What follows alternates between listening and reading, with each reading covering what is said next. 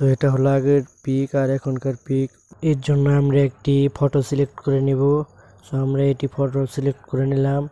এখন এটাকে হিলিং করে নিতে হবে। হিলিং অপশনে ক্লিক করবেন, ভালো করে এটাকে মুছে নেবেন। সো এইভাবে ঘষে ঘষে এটাকে মুছে নেবেন। এটাকে আমরা পুরোটুকু মুছে নিচ্ছি। তারপর আপনার এই টিক চিহ্নতে ক্লিক করবেন। সো এটা হওয়ার পর তারপর আমরা লেন্স ব্লারে ক্লিক করব।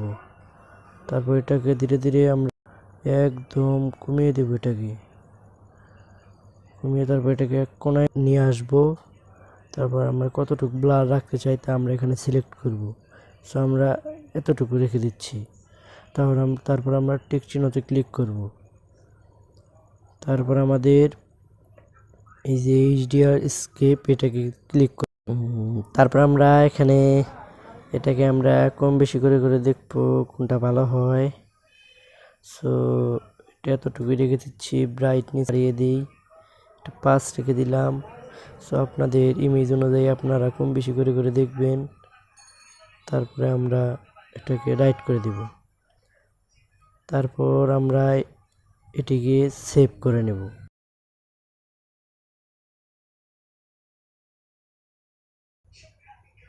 তারপর আমরা এই যে উপরের এই চিহ্নটাতে ক্লিক করব। তারপর ভিউ এডিটে ক্লিক করে আমরা এগুলোকে ডিলিট করে দিব। এগুলো সব ডিলিট করে শুধুমাত্র অরিজিনালটা রেখে তারপর আবার আমরা এখান থেকে ব্যাক করব। ব্যাক করার পর আমরা এই যে নিচে দেখতে পাচ্ছি ডাবল এক্সপোজ, এটাতে আমরা ক্লিক করব। তারপর এই যে ইমেজ প্লাস এটাতে ক্লিক করব। এটাতে ক্লিক করার পর আমরা রিসেন্টে গিয়ে এই ব্যাকগ্রাউন্ডটা সিলেক্ট করি। তারপর আমরা উপরে তীর চিহ্নটিতে আবার ক্লিক করব। তারপর ভিউ এডিটে ক্লিক করে আমরা ডাবল এক্সপোজরে ক্লিক করে যে এডিট চিহ্নতে ক্লিক করব। এডিট করার পরে আপনারা এটা ভালোভাবে ব্যাকগ্রাউন্ডে এভাবে ঘষবেন। দেখেন কি সুন্দর ব্যাকগ্রাউন্ড হয়ে যাচ্ছে। সো এটাকে আপনারা ভালোভাবে ঘষে নেবেন। সো এটাকে ভালোভাবে ঘষে আমি তারপর আপনাদের এটি দেখাচ্ছি। আমরা খুবই ভালোভাবে এখন আমি ঘষে নিয়েছি। সো এখন আমরা এই টিক চিহ্ন, এই রাইট চিহ্ন এটাতে ক্লিক করব। তারপর আমরা এখান থেকে বেরোব। তারপর এই যে আমরা এখানে ব্রাইটনেস অ্যাডজাস্ট করে নেব।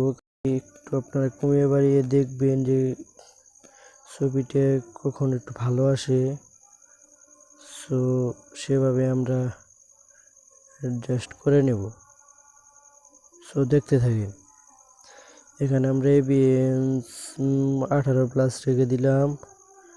হাইলাইট কিছুটা কমে +9 রেখে দেই। শ্যাডোটা যদি আমরা বাড়িয়ে দেই, শ্যাডোটা হালকা কমিয়ে রাখবো। সো আমরা এখন রাইট চিহ্নতে ক্লিক করছি। সো এখন আপনারা দেখতে পাচ্ছেন। তো আশা করি আপনাদের ভিডিওটা অনেক ভালো লেগেছে। আজকের ভিডিওটি এতটুকুই। সো আপনারা বুঝতেই পারছেন যে আমার ভয়েসটি আটকে যাচ্ছে, কারণ আমি ইউটিউবে নতুন। সো আপনারা সবাই আমার পাশে থাকবেন।